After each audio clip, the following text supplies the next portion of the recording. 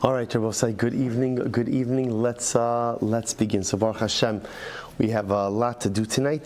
Schus Baruch Hashem to be able to begin Erev Rosh Hashanah and Mirat Hashem together. And of course, again, we begin really just by saying Hodu Ladonai Ki Tov Ki Le'olam Chasdo Mamish, the Nes Nigla, the incredible miracle that we were zocha to see today, 181 missiles being fired by our enemies, and Baruch Hashem a million times over, to see the tremendous and overwhelming salvation that HaKadosh Baruch Hu provided for us, while at the same time, again, with heartbreak, the terror attack that occurred in Yafo, that claimed 7 lives. Overwhelming. The dialectic of Klal Yisrael, that on one hand celebrating Nisim and it flows, but on the other hand also reflecting on that which we have lost. And how we should be zocha that Amir Hashem, as we enter into this last day of Tafshin Pei Dalet, that we should be zocha that Amir Hashem. The last day of the year ended off with tragedy and with a Nisim. We should be zocha that Amir Hashem, the coming year, should have many more nisim than tragedies. The coming year, Amir Hashem, as we've been saying over and over, is Tehei Shnas Pirsum Hanes. That Halavai, again, it should be a year that is filled with overt miracles, like we've seen today. A year filled, Baruch Hashem, with incredible nisim and flows. Not miracles that are embedded in nature, not miracles that live in the world of the ordinary, but supernatural miracles. We should be zocha Amir Hashem to be able to see them, to be able to experience them in Klal Yisrael, should benefit from them in the year to come, and Amir Hashem for many years to come. So with that, let us begin. So we are picking up Amir Hashem. Today's daf, tomorrow's daf, we're learning tonight, is daf Tzadik Test 99, and we are picking up Amir Hashem on Tzadik Chesam Beis. Again, we'll get in as much as we can. I don't want to keep anyone too late tonight, but we are picking up Amir Hashem at the 2 dots on Tzadik Chesam Beis, 98b, at the 2 dots. Refes Bakar. So Rabbi Shmuel Omer Refes Bakar, he arotz lasos. So he's arotz lasos. Rabbi Shmuel, remember again, disagreed with Rabbi Akiva on the minimum shear of a home, whereas Rabbi Akiva said that Allah Lamaisa, a home of 4x6 could technically be considered a home. Rabbi Shmuel said this is more like a barn, more like a stable than it is a home. So then the Mishnah went on to say that if one wants to make a refes bakar, if one wants to make a barn or a stable, he could build it 4 amos on 6x6 amos. So the Gemara says as follows. So the Gemara says, Refes Bakar Man Katanila, who is the author of the statement of the barn in the Mishnah? Se'ikidam Rabbi Shmuel Katanila, Vikidam Rabbi Akiva Katanila. Some say it was Rabbi Shmuel, some say it is Rabbi Akiva.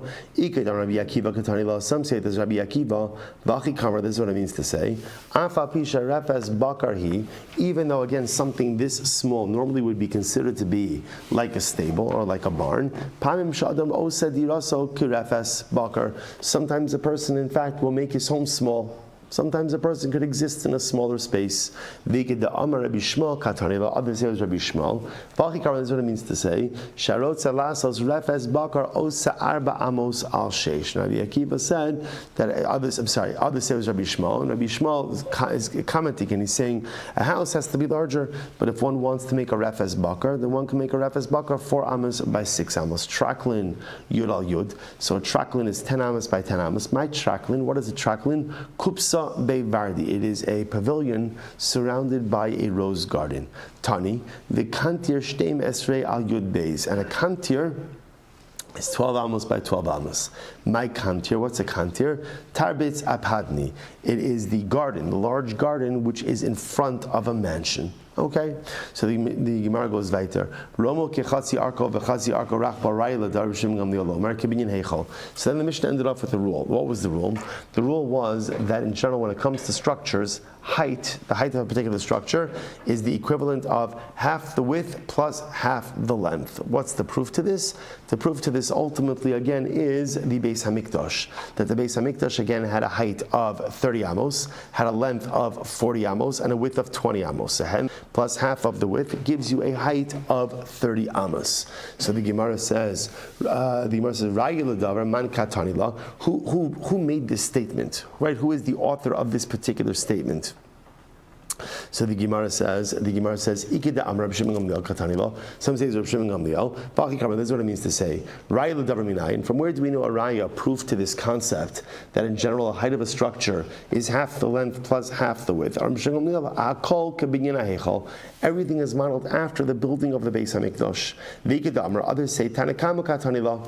Rabbi Shimon Gamliel Atmuya Kamatama. So others say the Tanakama was the one who espoused this principle, and Rabbi Shimon Gamliel was the one who was intrigued by it. Like, where do you get this from? Baki Kamar Leil Tanakama Raya Minayin Bibinyan Heichal Atu Kuli Amaka Binyan Heichal Abdi. And again, he responds, I understand you're bringing a raya from the Beis Hamikdash, but that's presupposing that all building is done like the Beis Hamikdash. Who says that all building is done in accordance with the Beis Hamikdash? Okay, Tanya Achirim Omrim. The Achirim say Rumo Kikarosav, that ultimately, again, the height of any structure is the equivalent to the length of its beams. I velema rumo karachbo. So why don't you just go ahead and say that the height is the equivalent to the width? Ibay sema beisami lai ravach. Sometimes a home, the structure becomes wider on top. Ibay sema mishum diika beikabi. Furthermore, again, is also the sockets. So because of that. Okay, I don't know what this is. Good. So because of that, ultimately, again, you can't just simply give this formula. Rabbi Chanina, Nafikli Kiryasa. So Rabbi Chanina went out, Ramulei Karai Ahadadi, and he went ahead and he contrasted two psukim with each other. So the Gemara says, Ksiv is actually a very beautiful Gemara. Ksiv v'habayis says Shabban Amal Shlomo LaHashem Shishim Ama Arko ve'Esrim Rachbo u'Shloshim Ama Kamaso. So one pasuk says that the Beis Hamikdash that Shlomo HaMelech built, the dimensions were 60 amos in length, 20 amos in width, and 30 amos in height. So this pasuk indicates to us that the Beis Hamikdash was 30 amos in height. Uksiv v'lifnei hadvir esrim ama orech ve'esrim ama rochav ve'esrim ama kamaso. Second pasuk indicates the Beis Hamikdash was 20 amos in height. So we hear the contradiction. One pasuk saying the Beis Hamikdash was 30 amos in height. A second pasuk saying that it was 20 amos in height. So what's going on over here? Amar luhu kika choshev misfas kruvim ulamala. So we'll say this is beautiful. They're not contradicting each other. They're just measuring from two different places. The pasuk that says that the height of the Beis Hamikdash was 30 amos, that's measuring from the ground to the ceiling. The one that said from 20 amos, that is measuring from the top of the kruvim. Now remember again, Abosai, this is important to understand, the kruvim that they're referring to over here are not the kruvim which were perched on top of the mizbeach. They're talking about the fact that Shlomo HaMelech made an additional set of kruvim that were stationed on the floor of the Kodesh HaKadoshim. Take a look at the last Rashbam. The Rashbam says, Kika Chashiv, it's four lines up from the bottom. Esrim dekomas beis kachi hakadoshim misfas kruvim ulamala kachashiv shakruvim shal Shlomo shnayim hayu omdin ala karka. Shlomo HaMelech made two additional kruvim which were situated on the ground. They were situated on the ground. One was situated to the right of the Aron, one was situated to the left of the Aron. So they were actually standing on both sides. As opposed to the kruvim of the base of the Aron, which were opposite each other, these two kruvim were actually next to each other. One on the right side of the Aron, one on the left side of the Aron. So the Rashbam says over here, he says, Uknafei and prusos mikir lekir. So again, we'll get into the rest of the dimensions of this in just a little bit, right? But the idea over here is that from the top of the kruvim to the ceiling was 20 amos, which means the kruvim themselves were 10 amos tall, and then again from the top of the kruvim to the ceiling was 20 amos. From the floor to the ceiling was 30 amos. The Gemara says, "My kamash malan." So what exactly is being taught to us over here? Top of Sadik Test 99a. Hakamash Malan Lemata Kilamala. We'll say a very beautiful Gemara. It's coming to teach us that the area above the kruvim is the same thing as the area, or I should say the area below the kruvim is the same as the area above the kruvim. What does that mean? Mala ein mishamish klum, af lemata ein mishamish klum. Just as the area above the kruvim was totally empty, there was nothing there, so too the area below the kruvim was absolutely empty as well. What does that mean? The area below the kruvim was empty. How could that be? We'll say beautiful Gemara. We have a Masorah. We have a tradition. What's our tradition? So Makom Aron Ukruvim Einam in Amida. We'll say one of the miracles of the Beis Hamikdash was that the Aron, the Ark, and the kruvim which were perched on top of the Aron, as well as the kruvim of Shlomo, did not take up any space. They didn't take up space. So somehow miraculously, they stood in the Kodesh HaKadoshim, but they did not take up any space. So this is really we're going to see, by the way, how this works, because halacha l'maisa, the measurements don't make sense in the Kodesh HaKadoshim. They don't make sense. It doesn't add up, as we're going to see in just a moment. There was some type of miracle which seems a bit beyond comprehension, because also, again, one of the rules that we have is that matter always takes up space, right? Matter always displaces something. It's got to take up space. Even if it's a minute amount of space, it's got to take up some space. Yet, miraculously, the Aron and the Kruvim did not take up any space. That supports this. Aron sha'asa Moshe, yesh lo revach eser amos l'chol ruach. Supposed to listen to this. The Aron that Moshe Rabbeinu made, so there was a distance of 10 amos from the edge of the Aron to the Kodesh HaKadoshim, to the Holy of Holies. There's only one problem. What's the problem? The entire width of the Kodesh HaKadoshim was 20 amos. So how can it be that there's 10 amos from either side of each Aron to the edge? That doesn't make any sense. Or the only way to reconcile that is how? That the Aron itself did not take up any space. The Aron didn't take up any space, and because it didn't take up any space, therefore halacha l'maisa, it didn't take up any space. Rabbi Nai, so we'll say, by the way, just understand over here, what's the pshat? What's the pshat that the Aron and the Kruvim didn't take up any space? It is a physical impossibility. Now, of course, Chosh Baruch Hu could do anything, but what's the pshat? Say, what it comes down to is like this: what do the Aron and the Kruvim represent? We're going to see in just a little bit. The Aron and the Kruvim represent. Actually, you know what? Let's finish the sugya. Then we'll come back to this about what the message of this miracle really is. Amar Rabbi Shmuel, Kruvim b'nei Sayu Omnim. The Kruvim really stood miraculously, which means they didn't take up any space. Shneimar v'chamesh amos knafa kruva achos, v'chamesh amos knafa kruva shenis, eser amos miksos knafa bad ksos knafav, gufayu heichu kaimi. Supposed to now listen to this. So the Gemara says here, first wide line. Now this is once again it's talking about the Kruvim of Shlomo HaMelech, the additional ones that he built that were positioned on the floor of the Kodesh HaKadoshim. So the pasuk says that each wing of the Kruvim, right? Each wing of the Kruvim measured 5 amos. And from the tip of one wing to the tip of the other wing was 10 amos. What's the problem with that? 10 amos doesn't take into account the body. Right? In other words, the Kruvim had a body to it also. So how could it be 10 amos from one wing to another wing? So the Gemara says, what do you see from here? That the whole measurements didn't make sense. In general, just again, the Kruvim themselves, the Kruvim, the Aron were not included in, they did not take up space.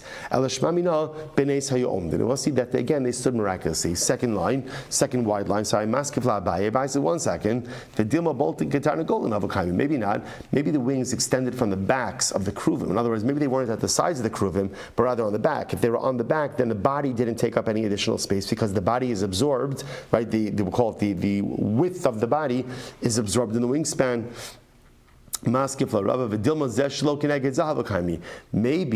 the Kruvim didn't stand exactly one next to the other, and therefore again there was more room to have them lined up across the walls from the Beis Hamikdash, from Kodesh HaKadoshim.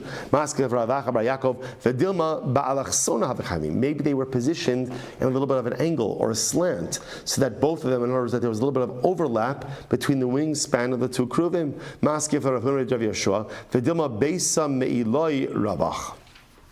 If you take a look,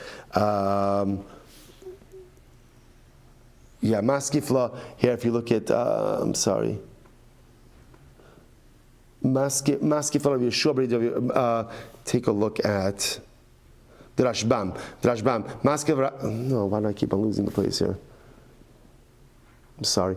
Maskifar of Achabay of Dumlach son Havakai, Maskifar of Hunabay Dav Yeshua, sorry. Vidilma Beisamei Loi Ravach. Maskifar of Papa, sorry. Vidilma Makov Havukaifi Yadaihu. Maybe the wings were bent. In other words, we always assume the wings were outstretched. Maybe they weren't outstretched. Maybe they were a little bit bent. And as we'll say, we're just trying to reconcile the wingspans with the length of the Kodesh HaKadoshim. And the problem is, it doesn't make sense. So therefore, it leads the Gemara to the conclusion, it must be the Kruvim did not take up any active space.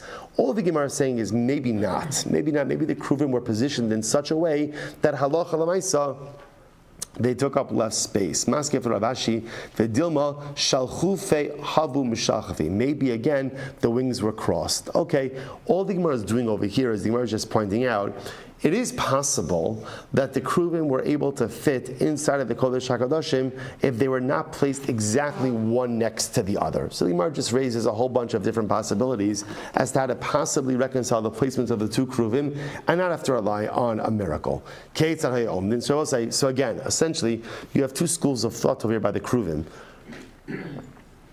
One school of thought says the Kruvim were clearly miraculous in nature, for they did not take up any actual space.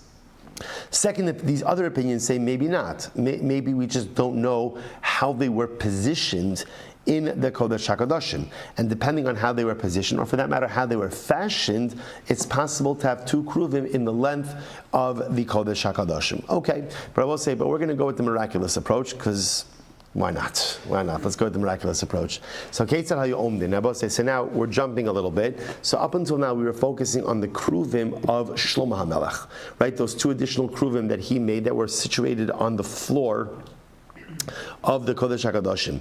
Now the Gemara is jumping to talk about the Kruvim which were perched on top of the Aron. Perched on top of the Aron. So how were they positioned? It's a very beautiful Rabbi Yochanan Rabbi Lazar. Chad Amar Pneim Ish al Achiv. One said they were facing each other.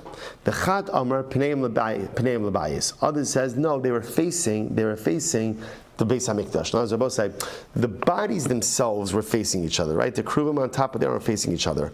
One opinion says their faces were actually facing each other. Other opinion says that their faces were facing away towards the walls of the Beis HaMikdash, facing the walls of the Beis HaMikdash. So the Gemara says, okay. I'm sorry. But according to the opinion that says that they faced one another, what do you do with the pasuk that says? The pasuk says that they faced the walls of the Beis HaMikdash. What do you do with that? Lokashya kan bizman she'yisrael osur tzon shamakom kan bizman she'en yisrael osur tzon shamakom. What says it's so beautiful that the Kruvim assumed different positions at different moments of Klal Yisrael's existence. When Klal Yisrael ultimately again were fulfilling the will of HaKadosh Baruch Hu, the Kruvim faced each other. When we were disobedient and not fulfilling the will of HaKadosh Baruch Hu, the Kruvim faced away. But according to the opinion that says that they faced away, the Kruvim always faced away. What do you do with the pasuk that says that the Kruvim faced each other? So the Gemara says, the mitzadadi atzdudi. It means that they didn't directly face each other, but they were kind of slanted towards each other. The Sanyo Unkulus Hager Amar, Unkulus, the convert, said, Kruvim maaset satsuim. The Kruvim were made in the images of children. Right? These two Kruvim had the face, one of the face of a young boy, one the face of a young girl. Umitzudadim peneim kitam tanifta merabo. And ultimately they were angled. They were angled, kind of slanted to each other as a student takes leave of his Rebbe. Right? A student doesn't just turn his back and walk away from his Rebbe. Rather, what does a student do? He kind of backs away slowly, angling himself away from his Rebbe, taking leave of his Rebbe like that. So again, both say fundamental machlokes as to how the Kruvim themselves were positioned. But if we go with this first approach, that their positioning depended on the spiritual status of Klal Yisrael. If Klal Yisrael was fulfilling the will of Hashem, the Kruvim faced each other. If Klal Yisrael was not fulfilling the will of Hashem, they faced away from one another. So first of all, it's just dramatic and beautiful to see that why is this the demonstration of whether or not to fulfilling the will of Hashem? In other words, the Kruvim were made in the image of people, right? Of a young boy and a young girl, two children facing each other. So why is it that the two children facing each other, that's demonstrative of Klal Yisrael fulfilling the will of Hashem? What do you mean, how is that the will of Hashem? In other words, the Beis HaMikdash could have had so many other simanim. Elamai, what do you see? I'll say, what is the ultimate ratzon of HaKadosh Baruch Hu? What does the Ribono Shel Olam want more than anything in this world? It's very simple. What does a parent want more than anything from their children? To get along. To get along. To be kind to one another. To take care of each other. When is Klal Yisrael fulfilling the ratzon of Hashem? Upneihem ish el achiv. when we are able to face each other. You know what it means? It means I see you and you see me. It doesn't mean that we agree with each other, right? It doesn't even mean that we see eye to eye ideologically, but I see you as a Yid and you see me as a Yid. When it's Pneim Ish Al Achiv, when literally again we're able to face each other, that state by definition is the state of Osin Ritzono Shal Makom. When there is Achdus, when everyone sees the other, then that is the greatest level of when Klal Yisrael is fulfilling the Ratzon of HaKadosh Baruch Hu. The Ribono Shel Olam could deal with a whole bunch of stuff. He could deal with our Averos. He knows our Averos better than we know our Averos. So we'll say, you know what's the most incredible thing? We're coming up now, right? We're doing this in Slichos already. Always the most fascinating thing that we sing Vidu, right? Ashamnu, Bagavnu, Gazalnu, Dibanadov. It's the weirdest thing in the world. Weirdest thing in the world, right? I've rebelled, I'm immoral, I'm a thief, I'm terrible. It doesn't make any sense. I say, why? Because here's the incredible part. Because what I know deep down, I know that the Ribono Shel Olam could forgive anything. And He does forgive everything. The one thing that the Ribono Shel Olam has zero appetite for forgiveness for is when there is discord and when there is machlokes. Everything else can be forgiven. Everything else can be wiped clean. Even the worst of averos, one could do tshuva. HaKadosh Baruch Hu wants to forgive us. He just makes one simple request: Pneihem ish el achiv. Look at each other, love each other, accept one another, disagree vehemently, but disagree with love, disagree with respect, disagree with at least an understanding for where the other is coming from, even if you vehemently disagree with their particular position. When we are pneim ish al achiv, that is osin ritzono shel makom. And now if we bring this all the way back, I also listen, what does it mean when it says that the kruvim and the Aron Eino Min Hamida, they don't take up any space? What does that mean? So remember again, now think about this. The kruvim represent Achdus. The Aron represents Torah.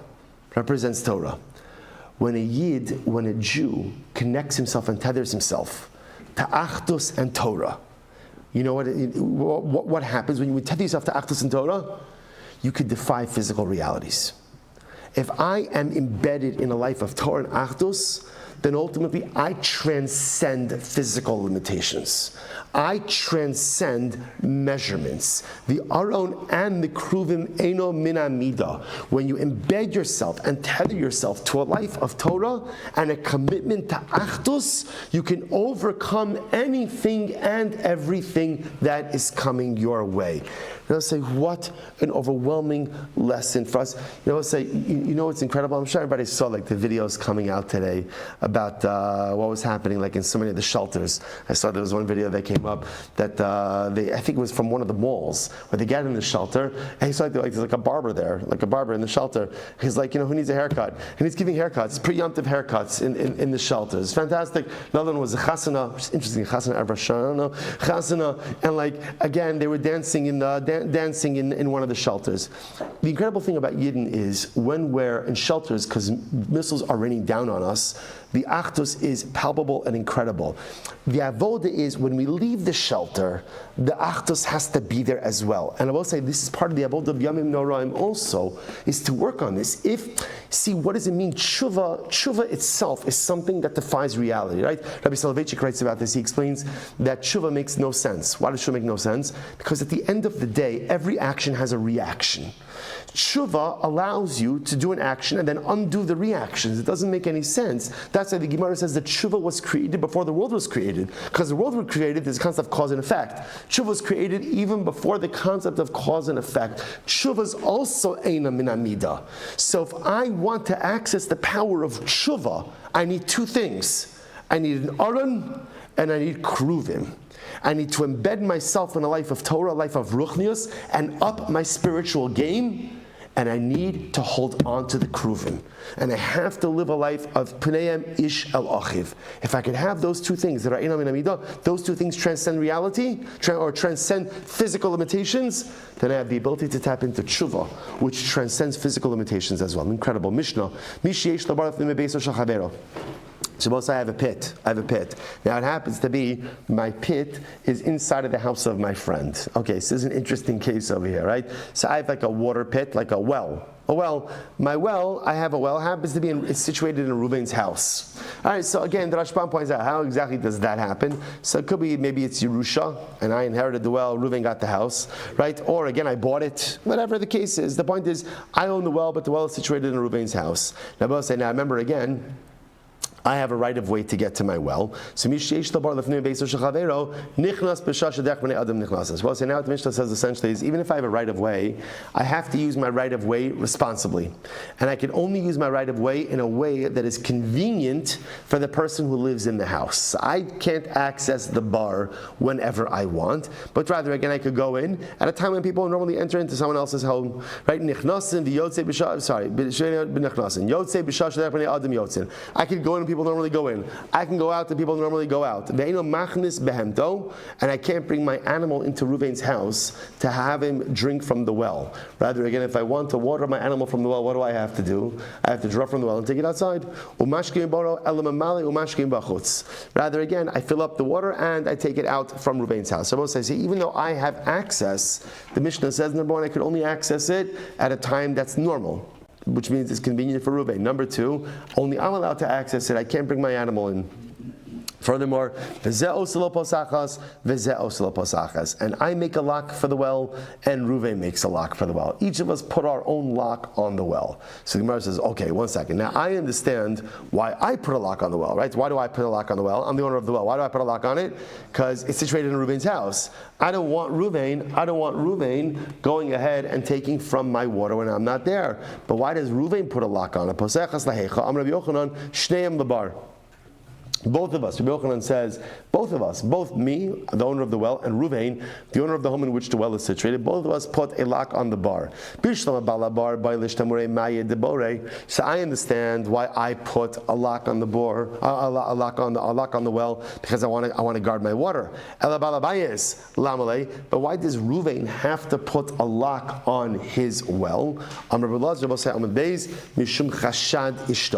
Ultimately, again, so it shouldn't have the appearance of immorality. What are we concerned about over here?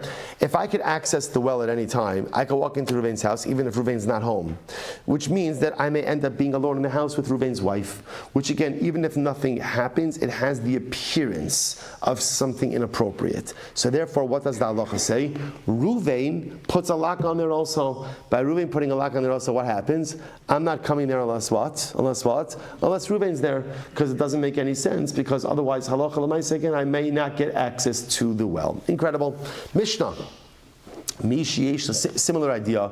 So we'll say, watch this. Reuven has a field or a garden, and I have a garden. Literally, lifnim means inside of Reuven's garden. What it really means, if you can imagine, is behind Reuven's garden, right? So Reuven has a garden. My garden is behind his, and obviously the only way for me to access my garden is how?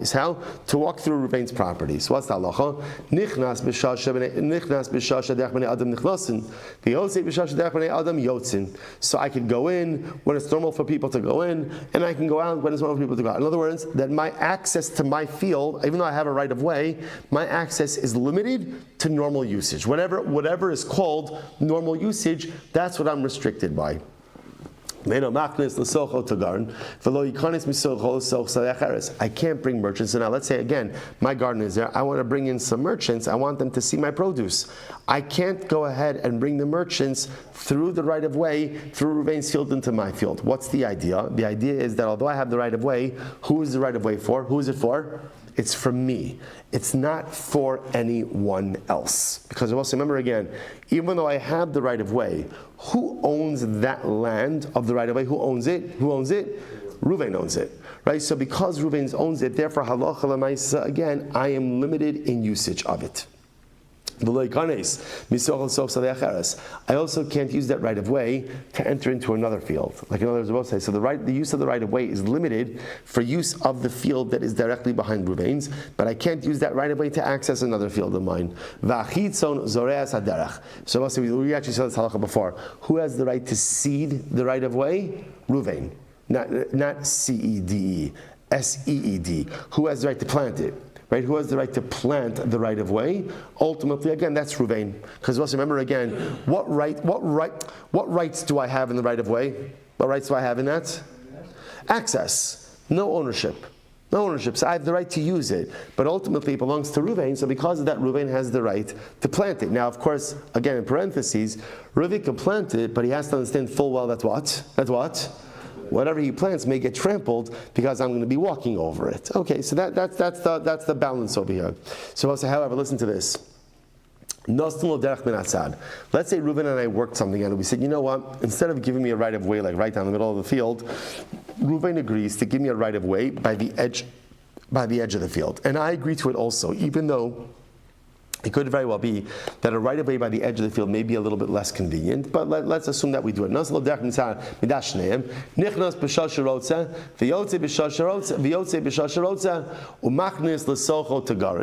now listen to this. If, however, the right of way is not in the middle of Reuven's field, but instead we agreed on a parcel by the edge of the field.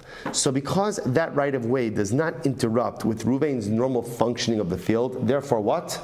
I can come and go as I please. I can come and go as I please. Not only that, I can bring merchants in there as well. In other words, there's greater usability of a right of way that does not interfere with Reuven's field. However, but I still can't use that right of way to access a different field. In other words, at the end of the day, still the use of the right of way is limited ultimately again to use of the actual field that I own. But to use that right of way even on the side to get to another field, then I'm not allowed to do. And what's the halacha? And in this case, halacha l'maisa, neither of us, neither me nor Reuven, are entitled to go ahead and plant that right of way. So we'll say, so essentially, two different halachas in right of ways. If I have a right of way that somehow goes like in towards, we'll call it in the middle or in the body of Reuven's field, I'm limited to using it when it's convenient or when it's quote unquote normal. I can't bring in merchants using that right of way, and again, halacha l'maisa, Reuven has the right to plant it. If we agree on a right of way that's on the edge of the field, then halacha l'maisa, I can use it as I please. I can bring in merchants. I still can't use it as a shortcut to get to another field, and neither of us have the right to plant it. Beautiful. I'm Rabbi Yehuda, I'm Shmuel. I'm a Beis HaShachar. Supposed to listen to this. So now let's say I have a channel. Now Amma literally is a channel for water in an irrigated field. Ani mocher lecha. So I'll say, so now listen to this. I'm selling Reuven an irrigation channel. That's what I'm selling him, right? I'm selling him a channel for irrigation purposes. Now Reuven is going to be the proud owner of an Amma Beis HaShachar. So what's that? So we'll say, what is included, what exactly comprises an irrigation channel? So the Gemara says, no single Beis Amos HaSocha. So first of all, the channel itself is 2 amos wide. And again, remember the channel has to have like banks on both sides. So the channel itself is 2 amos wide. And then there's 1 amma of a dirt bank on each side. Okay, I'm a Beis HaKilon. What happens if I sell Reuven a channel, ultimately again to go into a pond? Now the Rashbam points out over here, what would you use a pond for? Laundering, right? Laundering your clothing, washing things, sometimes giving animals to drink. So I'm selling Reuven a channel for water going into a pond. What's included in that, or what are the dimensions there? First white line, no sinlo ama achas l'socha. So we'll say, first of all, that channel is a little less. It's not as wide. So it's only 1 amma wide. V'chatzi amma mikan, v'chatzi amma mikan l'gafel. And again, an additional half. So 1 amma of space, the interior space, and a half an amma for each of the sides. V'osan agafayim mizoram. So say, so here's what's interesting. Now the banks of the channel, right, the sides of the channel, who has the right to plant in those areas? Rabbi Yehuda Shmuel Bal Hasada Zoram. Rabbi Yehuda says the name of Shmuel, ultimately the owner of the field. The owner of the field has the right to plant the channel. So Nachman Amar Shmuel Bala Sada no. I'm sorry, let me read that wrong. Mizoram. Now say there's two different lashonos over here. There's Zorea and Notea. Zorea means plants, like to plant a plant, right? Notea means to plant trees. So now the Gemara asks, who has the right to plant plants on those banks? Rabbi Yehuda says in the Mishul Balasada Zoram, Rav Nachman Shmuel Balasada Notam. Rav Nachman Shmuel says the owner of the field has the right to use it, but he's not allowed to plant plants, he's allowed to plant trees. but not plants. Now what's going on over here? Man damar zoram kol shekei notam. So the opinion that says that you could plant plants certainly agrees that you could plant trees. The Bava say, what's the chiluk between trees and plants? See, the issue over here is also, if you can imagine, remember you have the channel, and then you have the banks on the side of the channel. So you have dirt built up on the side. So now we're saying the owner of the field has the right to plant it. If you plant plants there's a very strong possibility for plants, the roots don't go as deep. So because they don't go as deep, it's possible they're going to come out of the sides of the channel embankment, weakening the embankment, as opposed to trees have roots that grow further down. So therefore the Gemara says like this, the opinion that says, Man da'amar zoram kol shekei notam, so the one who says that you could actually plant plants, certainly says that you could plant trees, uman da'amar notam, but the one who says you can plant trees, aval zoram lo, but you can't plant plants. Why not? Chilchulei michalchulei, because ultimately again, the roots of the plants will penetrate the dirt, will undermine the dirt, and cause the banks of the channel to ultimately buckle. Okay, so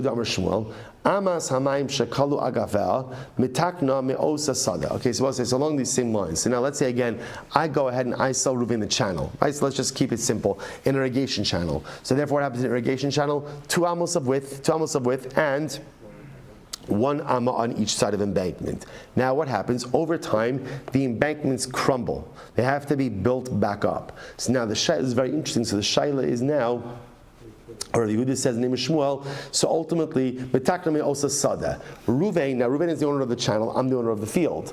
Reuven is allowed to take dirt from my field to rebuild the channel. Why? What's the logic there?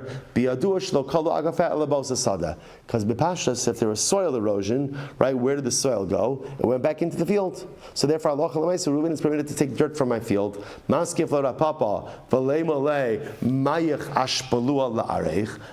why can't I say to Reuven, you can't take soil from my field? Yeah, there was erosion. You know where the erosion came from? The water. Your water washed away the embankment, so why should I have to go ahead and give you dirt? So Papa says no, because I will say this is part of the understanding. When you go ahead and you sell a channel, right, and it is situated in your field, it is understood that over time there is embankment erosion, and halacha l'maisa, who is obligated to go ahead and who is obligated to furnish the dirt to rebuild the embankment? Ultimately, again, the owner of the field. I will say there is a tremendous Musar Haskell in this as well. If you think about this, remember this metaphor of soil erosion, right? Adam, right? Remember again on Rosh Hashanah we celebrate the creation of man. Adam is Hashem Adama. Adam was created from the from the earth. They'll say, what happens over the course of the journey of life? What happens? The soil gets eroded, right? There's just parts of me that wash away. And I will say, no, yeah, you ever have like one of these moments where you look in the mirror and you're like, what happened? What happened? Like where I had like so many dreams and aspirations, and I used to think so big and dream so big. And what happened? And the truth is, over time, the personalistic soil erodes. It erodes. So now I want to build myself back. I want to build back better, right? I want to go ahead and build myself back. So I'll say, so now the shaila is, who is responsible to help to furnish the replenished soil? So on one day it would be tempting to say, I am. I allowed it to wash away. It's my waters, so to speak. It's my water, my personalistic waters that washed it away. I'm obligated to wash it away. But that's not how we paskin. What's the halacha? Who's obligated? The Balas Soda. The Bava say, who's the Balas Soda? The Balas Soda is the guy who's responsible for all earth, for all dirt. And who is the entity responsible for all Adam, for all earth, and for all dirt? The Ribono Shel Olam. And part of what happens on Rosh Hashanah, part of what happens in Aseret Mitzvah is the Ribono Shel Olam, yes. There's been a lot of personalistic erosion. And I need you to give me more dirt. I need you to help me replenish me. I'm going to do my part. Of course I'm going to do my part. I'm not going to sit back, relax, and enjoy the show and ask for HaKadosh Baruch Hu to do everything. But I also recognize, and as I get older, I recognize this even more, I really can't do it by myself. I really can't. I just can't do it on my own. Sakadosh Baruch Hu, what I'm asking is, you're the Baal HaSadeh, right? You're the one in charge of everything. You're the one who's in charge of all the dirt, all the earth. Give me more dirt. Give me more dirt. Let me build back up. And if you help me build back up, then the channel, water, we'll say water, what's water? Water in Yiddishkeit is everything. Water is life, water is Torah, water is Ruchnius. Water is everything. Water is everything. If you give me more dirt to build back my embankment, then I promise you, I will begin to flow in the right direction. Rosh Hashanah, Yomi Noraim offers us the opportunity first to take stock and to be honest. We spoke about this last night in the Tshuva Shir. To take stock and to think about the fact, have I experienced personalistic erosion?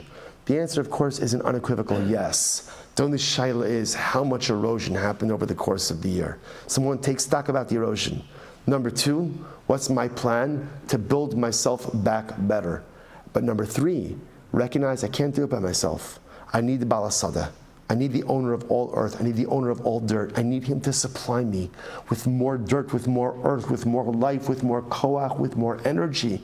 And I promise, Baal HaSadeh, Kadosh Baruch Hu, if you give me what I ask for, I promise to build something beautiful. Losai, we will stop over here for tonight. Shkoyach, everyone. A good Erev Yantiv. I look forward again. Now tomorrow, Me'ez Hashem, we start with Slichas at 6 o'clock a.m. You're lucky. It was either this tonight or Daf Yomi at 5:20 tomorrow morning. You're welcome. You're welcome. Let's say Shkoyach. All right, Chavron Zu, have a great day. Wow, good to see everyone.